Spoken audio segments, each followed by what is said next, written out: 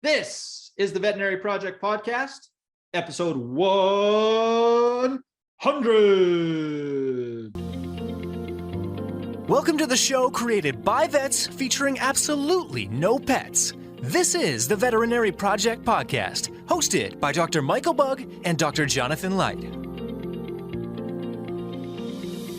Our resident veterinarians have swapped out their stethoscopes in favor of microphones to bring you the Veterinary Project Podcast, a show focused on real conversations aimed to connect this amazing profession full of remarkable people. Through the sharing of collective stories and wisdom and connecting over the many unique challenges we face, we invite you to join our community of veterinary professionals leading intentional lives.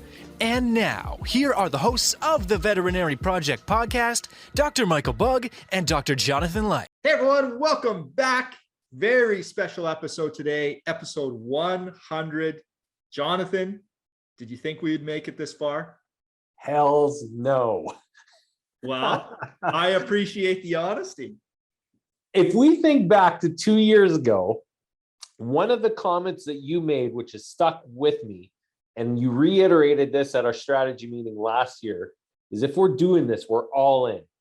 We are thinking about it 5 years down the road, what this could become, what we would be doing on the podcast and within the community. And that has held true to me multiple times when I just want to put up my hands and go, I can't do this anymore. So I really respect those comments and conversations and having you on here, because otherwise it would be done.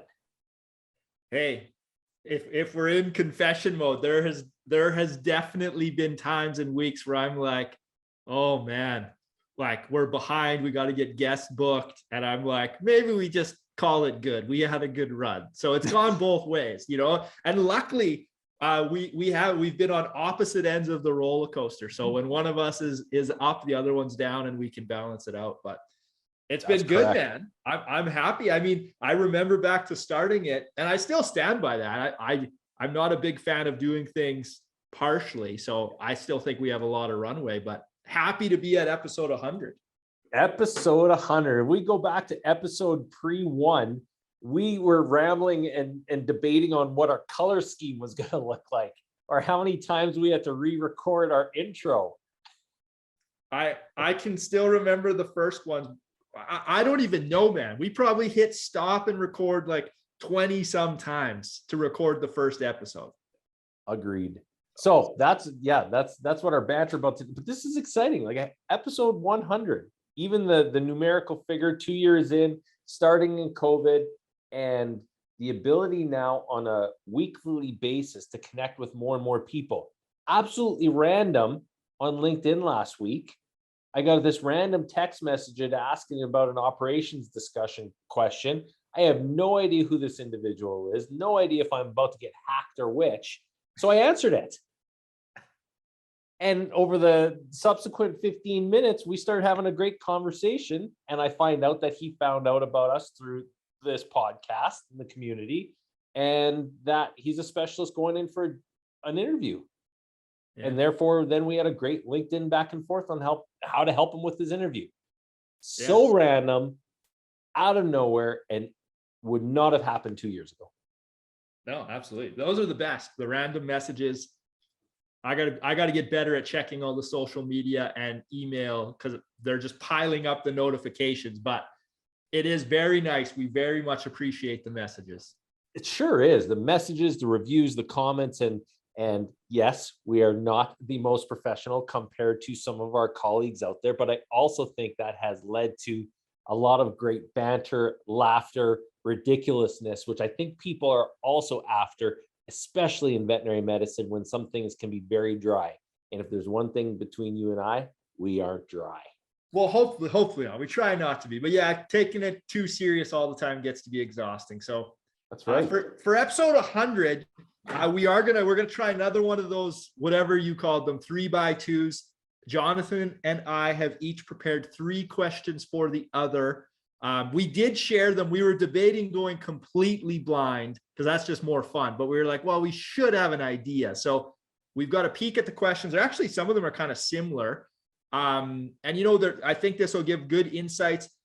what we've learned, and there'll be takeaways for the listeners here. But before we dive in, Jonathan is our stats guy. He wanted to share. He has a few things. And I looked up, this is actually episode 105. Because we screwed around with how we name our episodes. Remember off the start, we had 00M, 00J. We've had a few guests come on for 2 parts, but we numbered them the same. So we've actually put out 105. So this is episode 105. Classic Mike and Jonny right there. So if we look at it, and this was pretty interesting when I found out this weekend, I was going back and forth with my wife about this, is 59% of our listeners in Canada are in Canada. And I consider that something. 59%. I would have expected it to be quite a bit higher. Our viewership in the US has already jumped from 24 to 31% this year. And of the remaining split, 2% is Australia, and the remaining split is across 100 more countries. That's got to be fake. There's no way that's real. Yeah, I don't think it's real either. I looked at our anchor, and I never look at it, and I was like, these are bots or something. Like, I'm not even counting them. Well, and then Candace was asking some of the countries that it's out of, and I'm going, I don't know. Like, how is somebody in Moldova listening to us right now? That doesn't make any sense whatsoever, but that's what it's showing. So from a viewership standpoint, we are reaching well, I wouldn't say critical mass yet, but we're reaching a viewership that is quite spread out. And you can see that for where some of the particular colleges are as well too, which is really cool.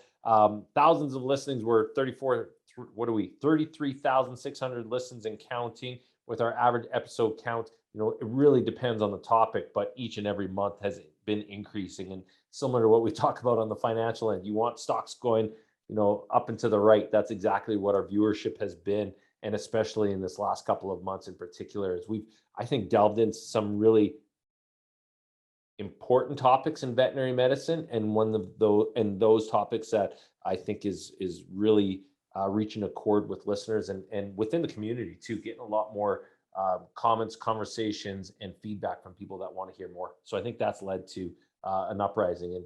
And we're at that 2-year mark as well too, where people see that consistency. We haven't missed an episode in the last year.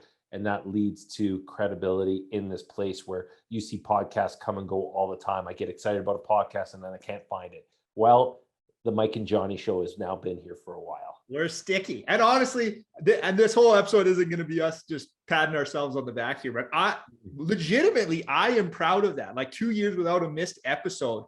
And like we know, and our wives know how much like work goes in time. Like it pops in the calendar and it's like, oh, podcast recording. So it's been good. But it's been very rewarding. So it has. Well, let's talk about that rewards factor then. You're leading this, so I'm not going to take the anchor. Fire away. What are we after today? So we're going to do 3x3. Let's get into it. Some of these have been pre-prepped, some of them haven't. So Mike, first question. We're going to start hot and heavy and deep. Which guest or guest story has impacted you the most and why? Okay. I feel like we touched on this somewhere, but my answer hasn't changed. It's still Devin. And he was one of our early guests. I mean, his story is just so powerful. For me, the recordings with Devin and then the 2 episodes, because he was one of our 2-parter, has taught me more about empathy than anything else that I've read or studied, like, because it just landed for me. His determination, his perspective. It's shocking how many times I think of his story, those episodes, or Devin will pop in my mind where, a challenging situation, one way or the other, and I'll just think of that. And it really is like settles me. I know Devin is like very stoic and you and I have lots of chats about stoicism. So the episodes with Devin for me. So I've got to jump on that for 1 second. When you mentioned empathy and how that's impacted your life, how so? In what way? Well, he said in one of the episodes, everyone's going through something. Because I remember hearing his story, and you can compare people's stories and you can be like, wow, yours is more significant than mine's, or however you want to say it. And he said something like, everyone's going through something. Like, it's not better or worse. Like, it just is, and it just gave me a perspective, so if someone's having a bad day or not treating you well, or, gets angry quickly at something that shouldn't, for some reason, that just always pops in my mind. And I'm like, well, they're going through something. I don't know what it is right now, but something. I like that. That's really good. And yeah, that's really good. That's all I've got. Yeah. How about you? Which one stands out to you? This is an interesting one and completely different take on it. Not quite as deep, but I think really impactful. And actually, I thought about it multiple times. Is Dr. Kate Baker. We've had her on now twice. And Kate is a clinical pathologist who is a specialist. And I've worked quite a bit with specialists over the last 4 or 5 years of my career here up till 2019. And Kate took what was a specialty and then did a side gig on Facebook, has grown a business out of that, and then has now turned that into live where they want to at a time when they want to, with family obligations. They have a little farm, and then so how do you take care of those animals? And I think they've turned into a lifestyle, which you can tell when you're speaking with her is very rewarding, both personally from the standpoint of having that flexibility around her family, professionally about what she gets to give with her new app that she's just rolled out, and then professionally as well too, in setting a new way for how, in her situation, a pathologist can provide value to her clients in a way that's outside of the tradition. And so for me, when I was looking back at who's really impacted me, she hits all the marks of what we've been trying to do on the Veterinary Project, is provide examples, stories, and people that are doing things intentionally in life to provide for the fullest potential, or whatever that looks like from their goals. And for me, she multiple times sticks out for me, especially from the case of she doesn't know how to create an app, yet she's got an app that's been successful. She doesn't know how to create a group. She's got 65,000 people now following her and providing cases, etc. She has a family with kids and all the issues that come up with family and kids. She's making it work. And it's by no means does she say glorious in anything like that, but it still works. So therefore, that's the one that is stuck for me the most. Yeah. And she's fun to chat with. Like, you could just see, like, joy is the word that I would sum it up with, like her when she was smiling and telling her story. So I've enjoyed her conversations. Yes. So that's my one. Dang. Hey, I get to go to number 2, right? Or is it you? No, I'm asking, I'm firing back at you now. See, this is, I told you, we're going to have problems with this right off the start. What is the biggest thing you've learned about yourself thus far? Wow. Well, this wraps up with number 2. The more prepped I have been going into interviews, the better they've gone, which isn't obvious. Come on now, like that's just standard. But then you take that into my professional life, and then you take that into the personal life, and you go, okay, reactive versus proactive. And I am so not there yet. But I think what I've learned about myself is I have the capacity for it. You don't always have to be reactive. And therefore, you can have the confidence yourself to go, okay, I can be prepped for this. It might not be as long as what I want in order to prepare, but I can make it happen, and I can provide value in a way that people, I can, that people get value out of, that they might not have known before. And again, it's sometimes that complex of thinking that you're not good enough. And I think that's another thing that I've learned about myself, and we're still exploring on this podcast in many different ways related to operations and such, that, there's probably more there that I can share with others that I don't even recognize. Yeah. Yep. I mean, I'll keep us flowing, but I agree. I've said it a million times, like, your deep dive episodes are great. And then on your reactive, proactive piece, part of the problem is you're very good at reacting. Right? Like, I could just make up new stuff and throw it at you, and you'll answer it, and you'll have something good to say. Right? So, I mean, and that's an amazing skill, but yeah, when you combine the two, when you're prepared and then bring that and mix them all together, it's excellent. So I enjoyed the banter with you, Jonathan. I do as well, except for when I'm caught far foot, and then I'm like, oh shit, here's another one. So how about yourself? Biggest thing you've learned about yourself thus far in the 2 years we've been doing this?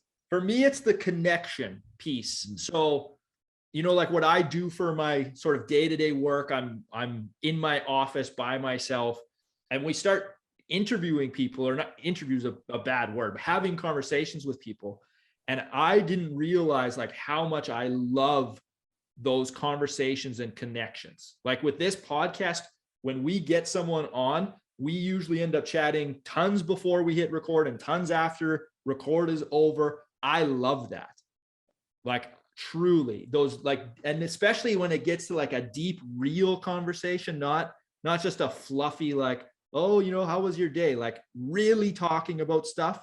So that's my biggest learning is I need more of those like deep connections and deep relationships.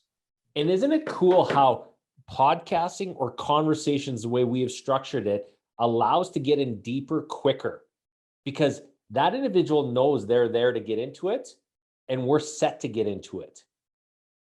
As opposed to sometimes in life, you're in meetings or other fluffy conversations. You're like, okay, well, we're going to fluff it up for the next 5-10 minutes. But in these conversations, we've been able to get deep with a lot of individuals that we've never actually met in person before. Yeah. Wow, is it going to be great once we do get in person? Yeah, I can't wait. Okay. My second one, I got to keep us moving here. Second question to you, Jonathan. What skill has hosting this podcast developed or strengthened that you've been able to apply to the rest of your life or veterinary career? This one for me is an easy one, and it harkens back to our first dozen episodes when one of our guests, Dan Katz, and then our producer, Doug, said, Jonathan, quit interrupting, quit getting in the way of the conversations.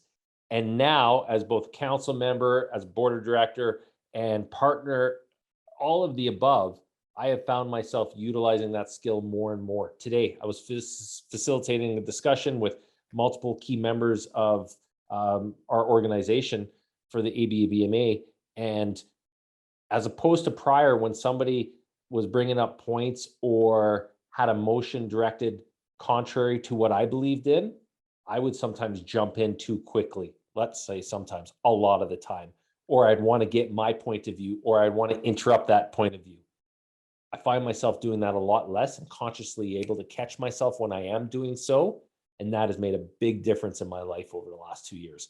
And I think it's a place I really needed to get better at. And this podcast has helped me to do so. Nice. This is funny. We have really similar answers. So for me, it's the whole active listening and open-ended questions. So tying that up in communication, I feel like I'm naturally decent at the open-ended questions and decent at listening. Like that would be my preferred communication style, is listen more than talking. But hosting a podcast, like, I don't know if you noticed it in the first few episodes, for me, it was exhausting because you're listening so hard because you have to lead the conversation. At some point, they're going to stop talking. You need to remember what they've said, keep leading the conversation, tie things together. And I found it actually pretty tiring for the first while. And I mean, now it's coming a little more naturally, but I've really been able to pull that and put that into everyday life. Nice. And a great skill. And you're so good with it. You're great at summarize, active listening, and then pulling it to the next piece. You're very good at it. Yep. Well, thank you. How about you? So I know this was one that we had similar questions. Your second one to me, when I saw it, I was like, oh, that's pretty similar. Yep. So another question. Yeah, this is almost the exact same thing. What is one thing you've learned from one of your guests, our guests, or the podcast that you now use in your day-to-day life? Yeah. So almost for me, same. Very similar. This comes more into the production side of the podcast. I don't know how to even call it, like speed of output, or kind of like the 80-20 rule. We really stumbled off the start, and especially me, I have a lot of perfectionism in me, where it was like, oh, like this social media piece isn't ready to go out, or we would re-record like the intro of a podcast. And what I've really learned and come to totally accept is, getting the material out. Like, we're putting out a weekly podcast. We can't wait until it's perfect. 80% or so is good enough. and let's move on. And at the end of almost every podcast, I can go back and be like, oh, I forgot to ask the guest that question, or I said the word like too many times, or I stumbled there. But it's just accepting, okay, it is what it is. We're going to do better next time, and let's keep rolling. Being effective and moving it forward. I can't remember the last time that I saw a big edit from you with the 20 different things to change. It's been a year plus now. Well, it did. It used the social media side, like used to really, I'd be like, there's so many spelling errors and grammar errors that I'd have a whole list. And it's like, now I'm like, well, we'll just let some of them slide, but yeah. The majors we'll still get to. Yeah. Yep. Okay. Number 3. Well, you got to answer this one. Well, I did. It's basically the same question as what I just answered. Okay. Our listeners don't want to hear it again. Okay. Number 3. See, we got to switch it up. This is how we do it. Is the veterinary project where you thought it would be 2 years in, 100 episodes deep? Why or why not? Well, I had to go for my gut on this one. It's no. And I'm not trying to be negative here, but I really thought by now we would have expanded the community a little bit more. We're still putting out the podcast, and that's great. And that's always been the core of what we're trying to do. But I thought we would have maybe shifted and started adding in more elements to it by now. We've started bringing in some guest hosts. I thought we'd have, a few more perspectives coming in there and being more than just a podcast. How about you? Yeah. I didn't have a clue what to expect. I really didn't. I didn't know how niche this was going to be when we started the podcast. I'm the same as you. Using COVID as an excuse, I expected us to have some in-person events where we'd bring the community together, and that wasn't possible. But even since, COVID and travel restrictions have come to an end, we haven't moved on that yet between you and me and strategically moving that forward. And it's not where I thought we'd be. Podcast listenership standpoint, I am actually really happy with where we're at. And again, had no clue what we'd be doing in terms of average per episode. And I'm really happy with that. And then I thought by now we'd be setting up for the next stage of being able to go, okay, how can we figure out how to break even on this? How do we figure out how to make our monthly expenses go down, which we have not, and this is saying this on the podcast live, we haven't figured it out yet, but we also haven't put a lot of effort into it. This is for both of us, number 3 or number 4, where I think you nailed this earlier, is we are giving back to the veterinary community in a different way, and it feels good and it's right. Darn, would it be nice to have those expenses come to flat or neutral, but we know we're doing right by what we're doing, which is a great feeling. Yeah. Yeah, I totally enjoy doing this, and I can't even be upset because we just haven't put attention and effort into that yet. Yep. So, agreed. Yeah. Okay, so that was my number 3. What's your number 3? My last question. I got to try and make sure I say it right here. What one thing that you are not currently doing that you need to be doing, and if you just did it 100 times, your life would markedly improve? It's always what's present mind. And I think going back to our atomic habits discussion, the 1%, leveling up, all of those is again going back to the theme of taking a little more time on the pre-work, a little more time on, you have your Sunday system, you have the Friday review. If I took that time for the next 26 weeks, I know for a fact that would make a difference in my life. I do it, but I don't do it to the degree I need to. Mm-hmm. That's one thing that we've talked about on this podcast. Yeah, this is tangent. I was listening to a webinar driving home from the lake this weekend. And the webinar was about the difference between trying to double your output or 10x your output. Yeah. And it was by a psychologist, and their argument was that 10x is easier than 2x. And they said, because it just makes it so clear, the questions you have to ask and answer, you can 2x your life by still doing a lot of what you're doing, just sort of grinding more, but you'll never 10x because you can't grind that hard. You'll just burn yourself out. But if your goal is to 10x, you have to get very honest with yourself about what has to be cut out. And they were like, it's all about cutting out. It's not necessarily doing more. It's doing the right things and being not doing effective. Yeah. Not doing all the garbage. Right. And so that is really interesting when you start thinking about like, okay, well, what has to go? And then what do you got to like double and triple down on? All right. I see another podcast episode coming on the way. We're going to talk about that more in depth because that's uber important. Yeah. Maybe we need to find somebody that's gone down that road and has, really created that 10x life. Yeah. And I mean, and that's people may be going to like income. That isn't all that it means. It can be anything you want, like your relationships, your marriage, your health. But anywho, that was a tangent. For me, the one thing that I'm not currently doing that I know I need to be doing is lead a team. So I've been really resistant. I've been enjoying the immense freedom I've created in my life where it's like, I have total control of my schedule and it is awesome. Don't kid yourself. But I've been reluctant to drop in anything that anchors me where it's like, okay, you have to report to these team members, and keep them on track. But really, if I'm honest, that's limiting like the impact I can have.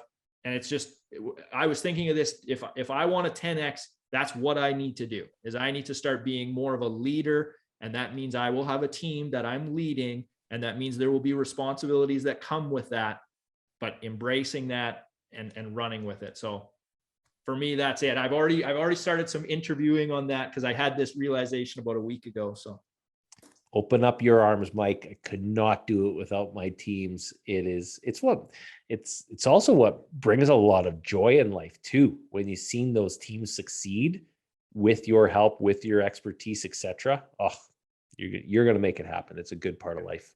Yep. Bonus question time. Oh, okay. Let's see. Where do you see the Veterinary Project and its community going in the next year, we'll say? Okay. Well, I mean, this for me, and I know you and I are going to have a strategy session here in a week or two. For me, I would like to expand it just in terms of more perspectives, like getting more guest hosts and having them occur more regularly. So it's not that I want you and I to go away. I just want there to be more perspectives than just you and I.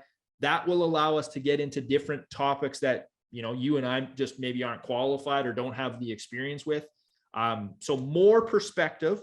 And then in terms of expanding, just becoming more than just the podcast, I've got a few ideas, like I'd like to lead a few different, whether they're just like jumping on Zoom webinars, like quarterly type things or monthly, expanding that, sort of presence. So it's not just people listening to us, giving them more of a chance to like engage and interact. So that would be it. I mean, I know we've chatted a lot about in-person stuff. That'll come at some point. I don't have my whole, like everything hanging on that where it's like, that's what we have to do. At some point, I think we will. But nice. You're not far off. And I know, like you said, we're having a strategy session in 8 days. So we'll be going through these in earnest. I look at a lot of joy and value that's been brought with helping people, especially on the operations side over this last year. I was thinking back, I've done now 4 talks with Royal Canin on the university and residents and specialist side as a direct result of this podcast. And I go, I want to do more of that. That part brings a lot of joy. And part of that's going to include in person, like you said, whether that's virtual Zoom, other places.